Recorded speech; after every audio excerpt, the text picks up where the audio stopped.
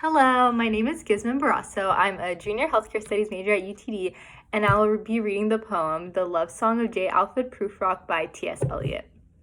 Let us go then, you and I, when the evening is spread out against the sky, like a patient etherized upon a table, let us go through certain half-deserted streets, the muttering retreats of restless nights in one-night cheap hotels, and sawdust restaurants with oyster shells.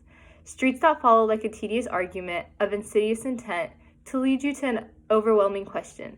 Oh, do not ask, what is it? Let us go and make our visit. In the room the women come and go, talking of Michelangelo.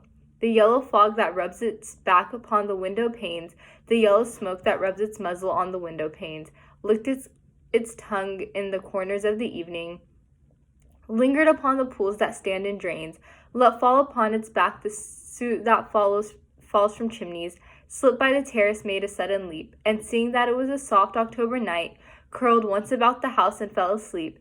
And indeed there will be time, for the yellow smoke that slides along the street, rubbing its back upon the window panes.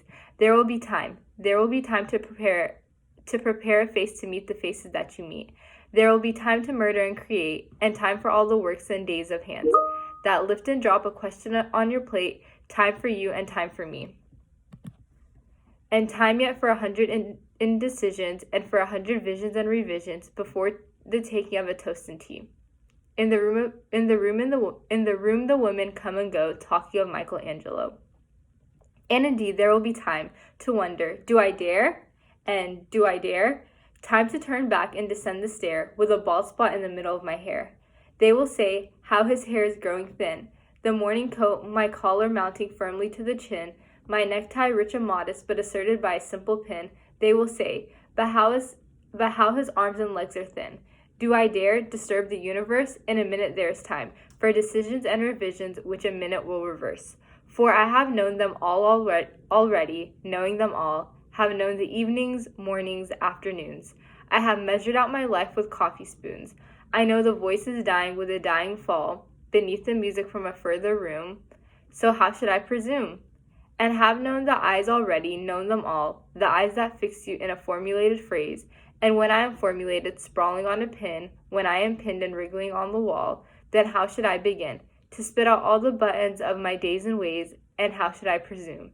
And I have known the arms already, known them all, arms that are braceleted and white and bare, but in the lamplight, down with light brown hair. Is it perfume from a dress that makes me so digress?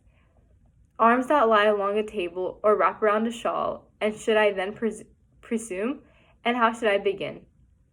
Shall I say, I have gone at dusk through narrow streets, and watched the smoke that rises from the pipes of lonely men in shirt sleeves leaning out of windows.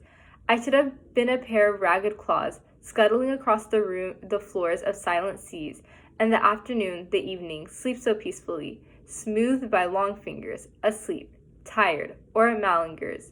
Stretched on the floor, here beside you and me, should I, after tea and cakes and ices, have the strength to force the moment to its crisis.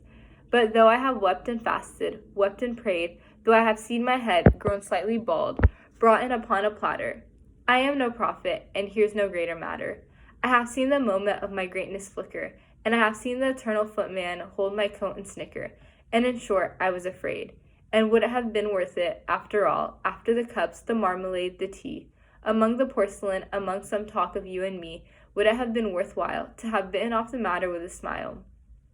To have squeezed the universe into a ball, to roll it toward some overwhelming question, to say, I am Lazarus, come from the dead, come back to tell you all, I shall tell you all. If one, settling a pillow by her head, should say, that is not what I meant at all, that is not it at all. And would it have been worth it after all? Would it have been worthwhile after the sunsets and the dooryards and the sprinkled streets, after the novels, after the teacups, after the skirts that trail along the floor, and this, and so much more? It is impossible to say just what I mean. So what if a magic lantern threw the nerves in patterns on a screen? Would it have been worthwhile if one, settling a pillow or throwing off a shawl, and turning toward the window should say, that is not it at all. That is not what I meant at all. No, I am not Prince Hamlet, nor was meant to be. Am an attendant lord, one that will do to swallow progress, start a scene or two. Advise the prince, no doubt an easy tool. Deferential, glad to be of use. Politic, cautious and meticulous.